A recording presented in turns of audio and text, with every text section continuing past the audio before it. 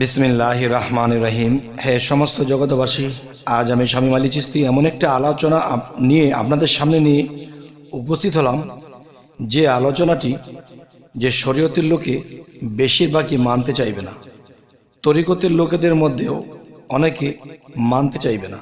তবে মানা না মানা যার যার জ্ঞানের বিষয়, কিন্তু আমি কিছু কথা তুলে ধরব সালাম বিষয়। সেটি হলো কি, দেখেন যে মানুষ যখন সালাম দেবে, এই সালামের মধ্যে কি কি জিনিস লুকিয়ে আছে, কি কি গোমর লুকিয়ে আছে, কি কি বিষয়, কোনভাবে সালাম দিলে আপনি হবেন দোজকবাসী এবং কোনভাবে সালাম দিলে আপনি হবেন জান্নাতবাসী। আজকে এই বিষয়গুলো আলোচনা করব। আমি প্রথমত ছোটখাটো আলোচনা করে নেব খোয়াজ খিজিরকে দিয়ে। সেটি হলো, দেখুন, মুসা আলাইহিস সালাম যখন আল্লাহকে জিজ্ঞাসা করেছিলেন যে হে আল্লাহ, যে আমি আপনার সাথে যে বেশি বেশি বোঝাপড়া করেছি, বেশি বেশি কথা বলেছি, তাহলে আমি তো আপনার কাছ থেকে বেশি জ্ঞান নিয়েছি, তাহলে অন্য অন্য নবীর তুলনায় আমি মুসা জ্ঞানী। তখন আল্লাহ কি বললেন, হে মুসা, তোমার থেকেও জ্ঞানী আছে। কেন আল্লাহ? সে ব্যক্তি কি আমার থেকেও আপনার সাথে বেশি কথা বলেছে, বেশি পরামর্শ, বেশি বোঝাপড়া করেছে?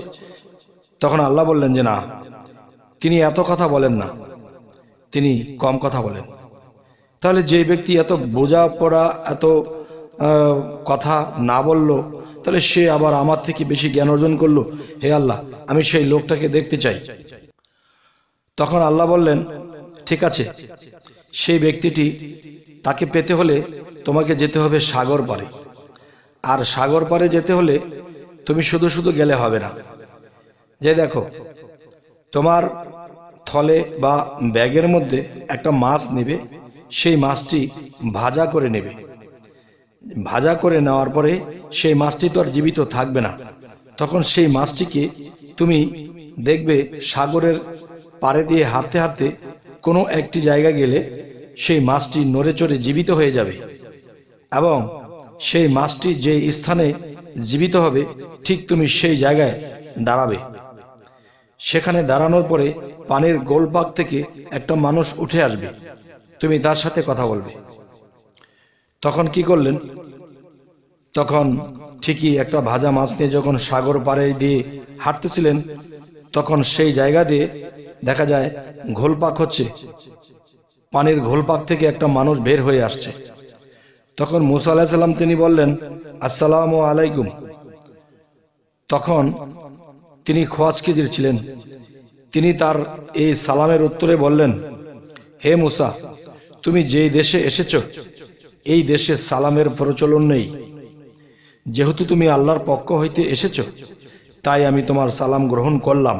কিন্তু মনে রেখো, এই দেশটি আলাদা একটি দেশ, যেই দেশে সালামের কোনো প্রচলন নেই। তবে আমি বলতে চাই, হে সমস্ত জগতবাসী, সেটা আবার কোন দেশ যেই দেশে সালামের প্রচলন নেই? এই দেশ পাত্রকাল না বুঝে যারা সালাম দেবে তারা ক্ষতিগ্রস্ত হবে, আর সেই ক্ষতিগ্রস্ত ব্যক্তিরাই দোজকে রওনা দেবে। আচ্ছা, তো এবার বাহ্যিক বা সামাজিকভাবে আসব। সেটি হলো, দেখুন, যে আপনি চাকরি পাচ্ছেন না, বা ব্যবসায় যোগ দিতে পারছেন না, বা কোনো বড় মানুষের সাথে যোগ দিতে পারছেন না। তখন আপনি কি করলেন? আপনি সেই ব্যক্তিকে সুন্দর করে সালাম দিলেন। তখন সেই সালামের উত্তর সেই ব্যক্তি নিল। তো একটা শত্রুকে সালাম দিলেও দেখা যায় সে সালামের উত্তর নিয়ে তার দিক থেকে শত্রুমির ভাবটা কমে আসে, এখানে শান্তি প্রতিষ্ঠিত হয়। আরেকটা হলো যে সারাক্ষণ একজন ব্যক্তি খারাপ কাজে লিপ্ত থাকে, বিভিন্ন নষ্ট জগতে চলে, স্মাগলারিং করে, কিন্তু সে এমন এমন জায়গায় গিয়ে সালাম দেয়, সে সালামের মধ্যে কিছু স্বার্থ আছে। সেটা কিরকম? যে সালাম যেহেতু দিয়েছে, সেই লোকটা কিন্তু আমাকে খারাপ ভাবতে পারবে না, তাহলে লোকটা ভালো। তখন তার সাথে মানুষের ভালো ব্যবসা বাণিজ্য, টাকা পয়সা লেনদেন করতে থাকে। তখন দেখা যায় সে সালাম দিয়ে যে ভালো সেজেছিল, তখন মানুষের কাছে ভালো সেজে তখন সে মানুষকে লস করে দিল, নষ্ট করে দিল, বা মানুষের ক্ষতি করে দিল। তখন কি হলো? তখন কিন্তু সে সালামের বিষয়টা যে সালাম দিয়ে মানুষের কাছে সে আশ্রয় নিল, মানুষের মনের মধ্যে আশ্রয় পেয়ে গেল, তখন সেই মানুষের ক্ষতি করে সেখান থেকে বের হয়ে গেল। তাহলে এই যে সালাম, এই সালাম মানুষকে দোজকবাসী করে দেবে, জাহান্নামে পাঠিয়ে দেবে। আচ্ছা, তাহলে বোঝা গেল সালামের মধ্যেও স্বার্থ আছে। যে আমি একটা ভেষ ধরেছি, খুব সুন্দর পোশাক পরেছি, মানুষকে সালাম দিয়ে মানুষের সাথে কথা বলে তখন মানুষের ক্ষতি করতেছি, তাহলে সালামের যে অর্থ সেটা কি? আপনার উপরে শান্তি বর্ষিত হোক। তিনিও কি বলেছেন? যে আপনার উপরেও আল্লাহর শান্তি বর্ষিত হোক। কিন্তু এই শান্তির লেনাদেনা করে, এই সালামের আশ্রয় নিয়ে মানুষের বিশ্বাস স্থাপন করে তখন সেই বিশ্বাসের গড়ে সে ছোড়া মেরে চলে গেছে। তাহলে এই ব্যক্তি নিজের সালামের কারণে জাহান্নামী হবে। কিন্তু এই শিক্ষাগুলো কিন্তু দেওয়া হয় না, যে সালাম কেন দেওয়া হয়? শান্তি প্রতিষ্ঠার জন্য দেওয়া হয়।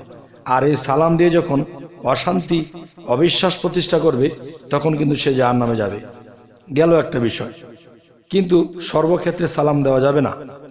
যেমন শরীয়তের মতে আসলেও একজন জিকিরকারী, সে জিকিরে আছে, তাকে সালাম দেওয়া যাবে না। যেমন একজন খাওয়া দাওয়া করছে, একজনে বাথরুমে গেছে বা প্রস্রাবখানায় গেছে, তাকে সালাম দেওয়া যাবে না। তো শরীয়তের আইনেও কিন্তু কিছু কিছু জায়গায় সালাম দেওয়া নিষেধ আছে। আর মারেফত ও হাকিকতের আইনে যদি চলে যাই, তাহলে দেখা যায় কি, যে আপনি যখন একজনকে বললেন আসসালামু আলাইকুম, তিনি বললেন ওয়ালাইকুম সালাম, তো যিনি আসসালামু আলাইকুম বললেন তিনি কিন্তু বললেন যে আপনার উপরে শান্তি বর্ষিত হোক। তিনিও বললেন ওয়ালাইকুম সালাম, আপনার উপরেও শান্তি বর্ষিত হোক। এখন দেখা যায় যদি বলি আল্লাহ আপনার উপরে শান্তি বর্ষিত করুক, তাহলে আমি কি আল্লাহকে অর্ডার দিতে পারি? আল্লাহ কি জানে না কার শান্তি লাগবে? এ হলো একটা কথা। আরেকটা হলো, যারা পথে ঘাটে দেখা হয়েছে, তখন এক বন্ধু আরেক বন্ধুকে বলছে, বন্ধু কেমন আছিস? ভালো। নে, আমি তোকে একটা চেক দিলাম 20,000 টাকা, তুই ভালো মন্দ খাইস, ভালো চলিস, যা। আবার সেই বন্ধু বলতেছে যে বন্ধু নে, আমি তোকে একটা চেক দিলাম 25,000 টাকা, তুই ভালো মন্দ খাস, চলিস। তার মানে সেও শান্তির ব্যবস্থা করলো টাকার মাধ্যমে, আর সেও শান্তির ব্যবস্থা করলো টাকার মাধ্যমে। এখন দুজনেই কিন্তু ব্যাংকে গেছে টাকাটা তোলার জন্য। সে 20,000 টাকার চেক দিল, তখন ব্যাংকের থেকে জানালো যে তার ব্যাংকের মধ্যে কোনো অ্যাকাউন্টে টাকা নেই। আবার 25,000 তুলতে গেল, তখন সেখানে ব্যাংকে অ্যাকাউন্টে বলতেছে তার ব্যাংকে কোনো টাকা নেই। কিন্তু এই ফাঁকা চেক কিন্তু আমরা দিয়ে যাচ্ছি মানুষকে। এই ফাঁকা চেকের যে কি বিচার হবে, দুনিয়াতে যদি কেউ কাউকে ফাঁকা চেক দেয়, সেও কিন্তু মামলায় পড়ে যায়। তাহলে আমরা যে মানুষকে বলতেছি আসসালামু আলাইকুম, কোন জায়গায়, কোন ক্ষেত্রে, কোনভাবে দিলে সেটা আল্লাহ খুশি হবে, শান্তি বর্ষিত হবে, সেটাও কিন্তু আমরা বুঝি না। এবং কোন জায়গায় দিলে জাহান্নামে চলে যেতে হবে, সেটাও কিন্তু বুঝি না। আর কোন জায়গায় স্বার্থের কারণে আমি একজনকে সালাম দিচ্ছি, সেটাও কিন্তু বুঝে না বোঝার ভান ধরে থাকি। তাহলে এ ধরনের লোকেদেরই কঠিন বিচার হবে।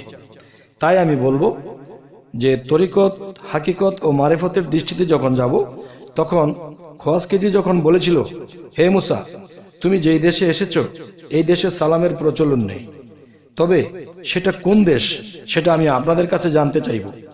যদি আপনারা এই বিষয়ে বলতে পারেন তো আলহামদুলিল্লাহ, আর না বলতে পারলে অবশ্যই আমি বলার চেষ্টা করব। তবে আমাদের চ্যানেলটি অবশ্যই সাবস্ক্রাইব করে নেবেন, পরবর্তীতে যেন ভালো আলোচনা এনে দিতে পারি। এবং যদি ফেসবুক হয় অবশ্যই ফলো করে নেবেন। সকলে ভালো থাকবেন। আল্লাহ হাফিজ।